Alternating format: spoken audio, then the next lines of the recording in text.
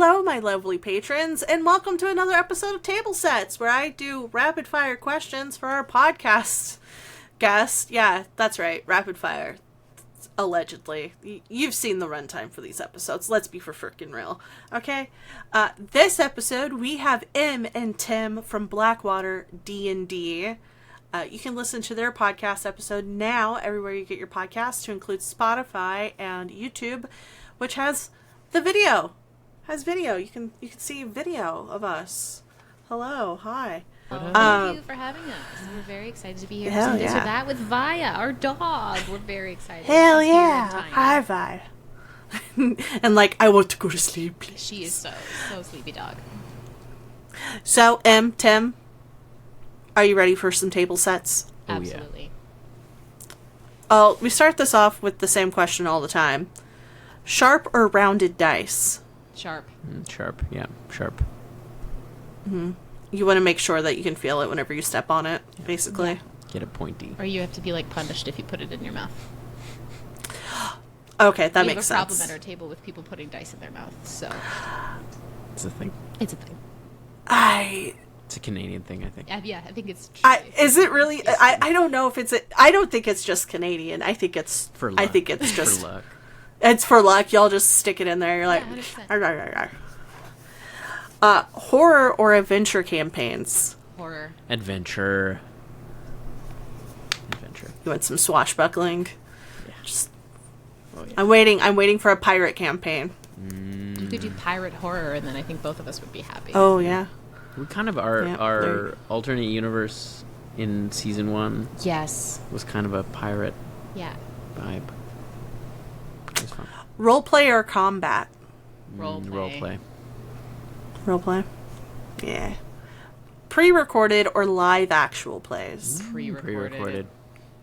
You're like, I want to edit everything. Absolutely. You're like, no, thank you. We did live for so long. It's time for pre-recorded. We do almost everything is pre-recorded. No, I get that. I get it. I'm never going back to, like, I'll do live if I'm not doing it. Like, if I'm not doing production, if I'm playing, I'm fine. I'm like, live, Live sure. in But if person. I'm Yeah. live, like, in person is good, too. I wouldn't... I've done a few... I was able to do some stuff over at Gen Con. Yeah. And it was fun. Yeah. I also like I like doing live for like charity events. So like I'll do a live charity virtual event. That's fine. But if we're just doing something that's like a standard episode or sponsored content, we're gonna do pre-recorded. Pre-recorded. Yeah. Sweet or salty snacks? Ooh. I'd probably go... Yeah, I gotcha. Sweet. Probably go sweet. I mean, depends on the sweet, though. I'm so dependent on the sweet. Yeah. Like, which... What are you picking up if it... Chocolate? What kind of snack Every are you time. picking? Chocolate. But outside of that, Chocolate I'm every going time. salty. Like candy, I can take it or leave it. I'm Get not out a little here. boy. Excuse you. I love gummy bears are my favorite candy in the whole world. So if you put a gummy bear in front of me, I will choose that every time, even over chocolate. But I do love me a salty snack also. Crazy. It's crazy. You're like, did you hear your mother? That's Yes. crazy. Yeah. Via will eat anything, often to her own detriment. Eesh. Homebrew or pre-made worlds? Homebrew. Homebrew. Yeah. Have y'all played like a pre-made like module or anything like that? Yes, I have. I was very fortunate to be part of the I've played in it, but I've GM'd a module a couple times, but obviously couldn't not put in so much homebrew of my own in it. But I've played the Malady of Minar, which is Anjali Pamani's module that she did for D&D Beyond. So fun, so lovely. I did the sensitivity reading for that one too, but haven't played any of the big D&D modules from the books. Wizards is so kind and sends them all to us, but I read them. I steal ideas. Yeah, you're and like stuff for sure. I love that it's people great. are writing them. Yeah. But I've only been able to do Dungeon of the Mad Mage as like a yeah. pre thing, but I was a player and that campaign took like 2 years. So I would recommend for anyone who wants a like D&D module, but like tier 4 play. So like tier 4 is my favorite type of play, like level 17 to 20. Go play Uncaged Goddesses, which is part of the Uncaged edition, and it is so good. Uncaged Goddesses is incredible, and a lot of the lore that there's like stuff in that I took and homebrewed it that is actually now like in our world as a whole. So like it's beautiful and wonderful. 10 out of 10 recommend. Nice. This is a Canadian centric question. Thank you so much. It might cause some issues. Maple Leafs or the Canucks? The Canucks. The Canucks. Maple Leaf. Okay, look. Real talk. The Maple Leafs to us are like the Yankees to the Americans. Like you find Maple Leaf fans everywhere. Yeah. But Exactly. fuck Yeah. the Maple Or Leafs. our Cowboy fans. Yeah. Like, I've met Cowboy fans in Europe, and I'm like, what do you even know about American football? Yeah. What are you doing? Yeah. and it's like The Cowboys? Yeah, it's like the Canucks are great, and like they're not my favorite Canadian team, but I No do way. love. But between the Maple Leafs and the Canucks, yes. Yeah. Canucks Go. all the time. The best is the Jets. Yeah, the Winnipeg Jets all the way. The baby. Jets. The Winnipeg Jets, then the Montreal Canadiens, Yeah, the Habs, absolutely. then the Oilers, then the Canucks, then the Leafs, then the Flames. Yeah, Oh, Flames are the bottom. Fuck the Flames. Flames. Jeez Louise. There is a tier list. Oh, I mean, like, as we're recording this, it is also baseball, the end of the yeah. baseball season. We and love the Blue Jays. We love the Blue Jays. The Blue Love the Blue Jays. Jays. Yeah. We love the Raptors. That's- Love the oh my Blue goodness. Jays. Absolutely. They won game. I Other won't say what other game it Toronto is. teams can go kick it. Go Yeah, kick absolutely. rocks. We kind of discussed this during the podcast, but physical or VTT? Physical maps or VTT? Physical. Physical. Yeah. Now that y'all have the terrain, y'all are like, Oh, Never it's going back, yeah. babe. I can't go back. No, terrain is I've been so spoiled. you're like, we are you're like pretty much fine. theater of the mind. Screw that.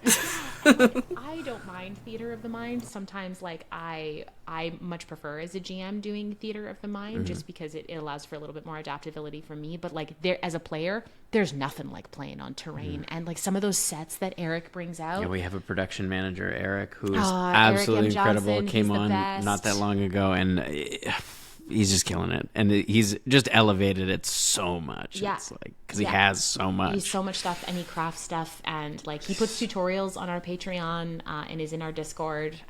So like lovely. he wants to add, like, you got questions about terrain, come ask Eric because he's the best. Yeah.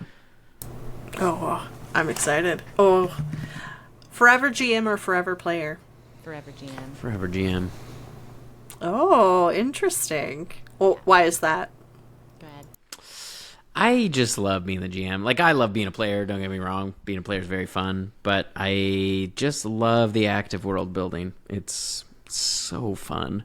And, like, weaving story together and laying out Your little lore drops threads makes me and- scream.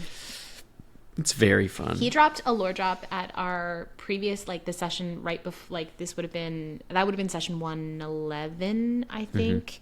That you'd been holding on to that lore beat for 5 years, since before we started. No, not even, like, it would have been since we started playing beta campaign, since I, like, wrote Neppy's lore. Yeah.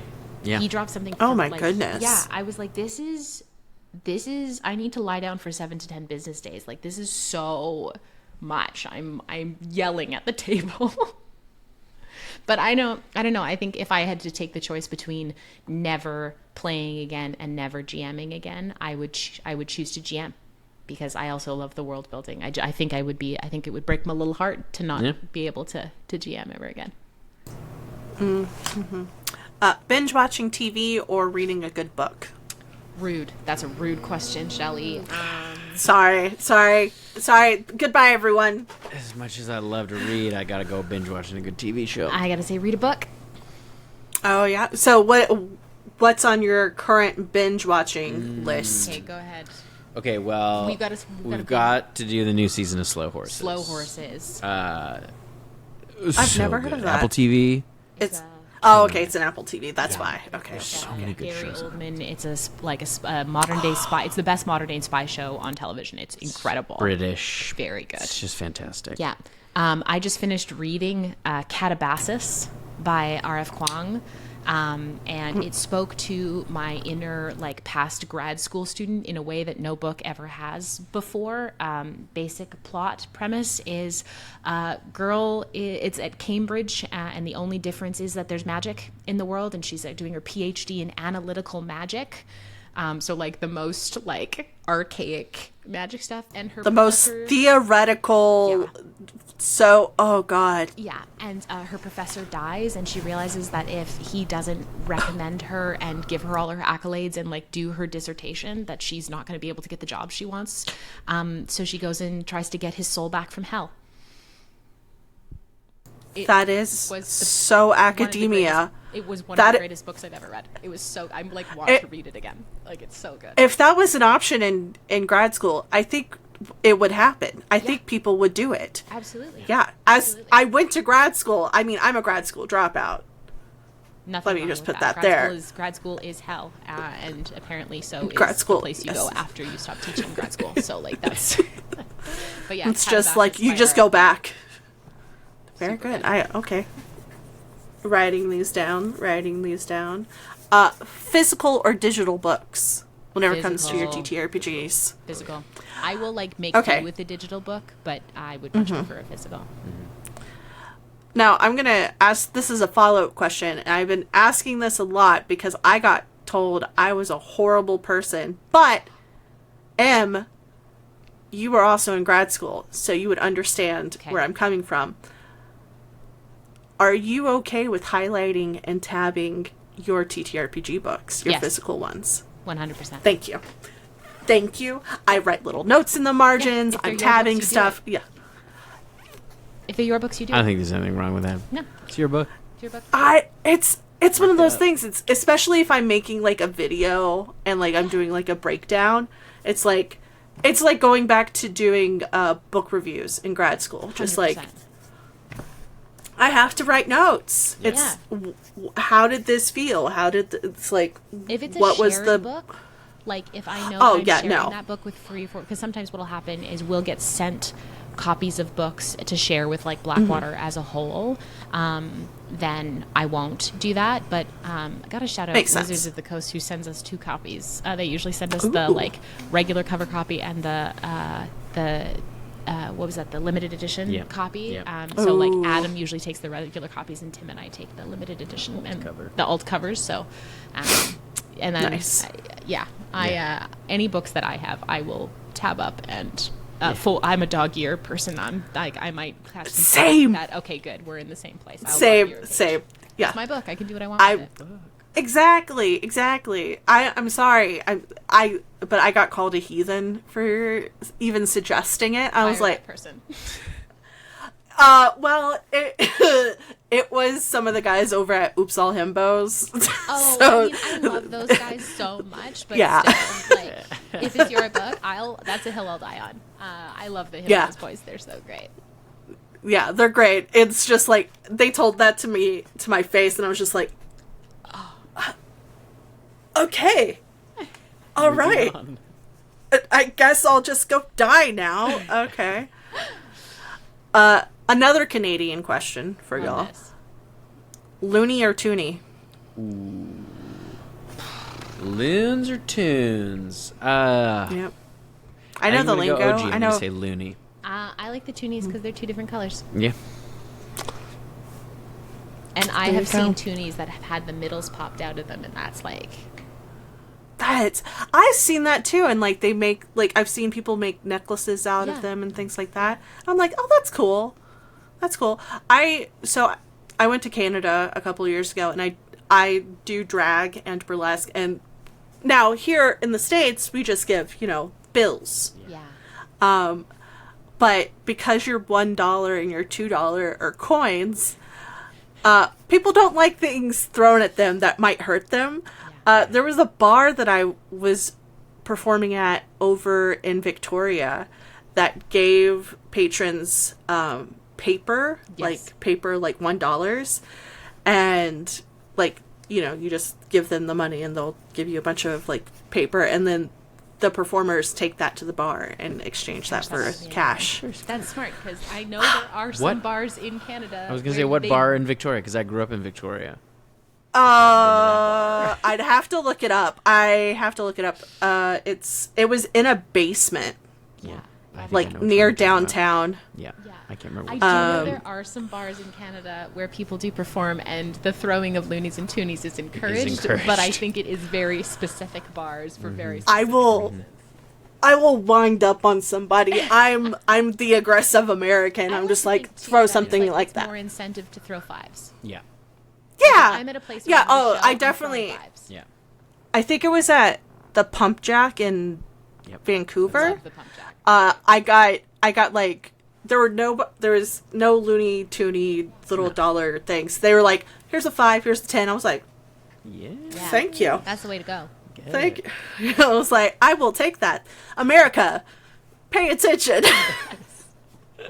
Please. Dungeons or Dragons? Dragons. Dragons? Nice pick. A lot of people say that. Yeah. A lot of people have said Nobody that. wants like a They're like, wet, dungeons, moldy gross. dungeon Just with musty. musty dungeons with skeletons in it. No, give me like a big like scary dragon. Yeah. Yeah. Online or in-person play? In person. I don't know why I asked that. A lot of people are like in person, and I'm just like, you know, I have to ask. Like, Maybe somebody. I also truly love that online is an option for folks who in person is either impossible for because of like accessibility needs, or they might live out in the middle of nowhere, or like for The infrastructure is just not there. 100%. Yeah. And I will say the one downside of moving from online, like virtual, to in person, is we aren't able to bring in guests. Yeah. Like from as far afield, unless they're in town. Mm-hmm. Yeah. But lots of friends that we've made over the years, it's like they gotta come to us if they want to guest. But now we just do that on podcast. Yes. Now we just bring them on podcast. We Yeah. can incorporate them on podcast. You're like, ha ha ha ha. Yeah. Coffee or tea? Coffee. What's your coffee order? It really depends on the season. So We're in the fall right now. What are y'all? You know, I don't ascribe to much of my, like, a shout out to all the basic girlies out there. I love you. Am not one of them, except when it's pumpkin spice season, and then I'm getting a pumpkin spice latte, pumpkin pie latte, any form of pumpkin, give it to me. I'm going, no maple. Hell yeah. I don't like a maple unless it's in a syrup on top of something, but like pumpkin, get that in my system. I want that all the time. That's all I'm just having either a latte. A latte is great, just like a regular, no sugar or anything, or just a coffee with some milk or cream, like a healthy splash of milk or There's two cream. ends of the spectrum. No sugar in my coffee though. I cut it out and I've never looked back. You're insane. Oh, well, good for you. It depends on the place. There are some places, like certain restaurants, that if they sell, I'll just grate it. I'm just like, Yeah. just give me, it's usually like coffee black, sugar if it's like out for like breakfast. And I know that they don't have like a latte machine, like a whole setup. But no, I'm a latte person. I'm just like, I will drink. Give me flavored no matter stuff. how bad the coffee is at a place, if it's available and I need caffeine, I will drink it. I will. Same. If I have the opportunity to be snooty and basic about my coffee, I will. But if there's just like a pot of industrial black coffee at a place, I will, from like a machine that was definitely way past its prime. Not clean since the still drink it. 1970s. Exactly, I will still drink it. It's still hot bean water that makes my brain go brr. So like, I will do that. Yeah. I only get like, I don't get snooty, but I get picky about it at home because I really dialed it in. Yeah. I've got an AeroPress. I've got a kettle that goes to an exact degree. Yeah, he's got a kettle that goes to like a certain temperature. So I'm like, Oh, the so coffee I make at home is like dialed in. Or is it like an espresso machine, or are you doing like No, so the AeroPress is like a single cup, like almost like a French press, but it's got a filter. You get these little paper filters, so it gets a really clean cup of coffee. There's no silt or grounds or anything. and into a single cup. Like, people use it often for camping because it's really, really simple. Oh, okay. It's a wonderful little device. And it's like with vacuum, so it's like you could make a coffee in like 20 seconds. Yeah, super fast. Oh, okay. And I get the, like, perfect cup of coffee every time. And I've dialed in the temperature. It's... Me? So fancy. I don't mind a drip coffee. Me neither. Yeah. I will drip coffee. I have an espresso machine. I'll choose an I love machine every day if I can. Yeah. If I can. I love a Vietnamese coffee though. Like, if I can get it, and I live in Houston, so like there's a big Vietnamese like community here. Yeah. So I'm like, just give me, I will have sugar. Give me like, very sugary bean water. Like Vietnamese or Thai coffee.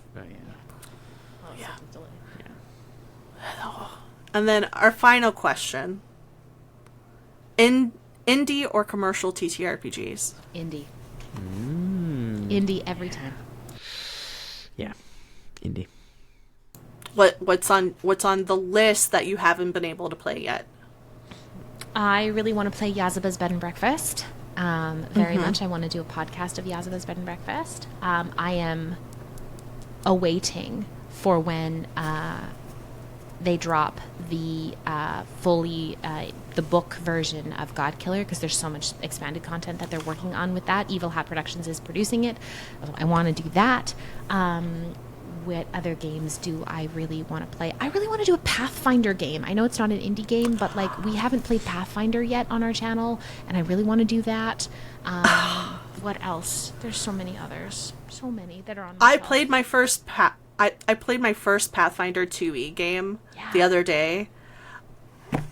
I love it now. Yeah. I'm like, I want to play this. I played a witch. I was like, let me just be a freaking little weirdo. The biggest one that I think is probably at the front of all of this is Old Gods of Appalachia. So the Cypher system, like OGOA released, I'm like such a deep fan. That to me is a perfect audio fiction podcast. OGOA is a perfect audio fiction podcast. I love horror audio fiction. And when they released a game, I was like, oh my gosh, I'm backing this on Kickstarter incredibly. And I have been in talks for a long time with like No Man, who's a fellow Canadian content creator, about doing a version of Old Gods of Appalachia. But we have such an incredible history of mining and the gold rush here in BC. And so doing Old Gods of the Okanagan. And setting it in and there's so many different myths, legends, folklore, and stories, and being able to tap into all of that and what life was like for folks who tried to break it out here in that time period. Yeah, and like all of the lore, and like instead of a giant stag in the forest, it's a big white caribou.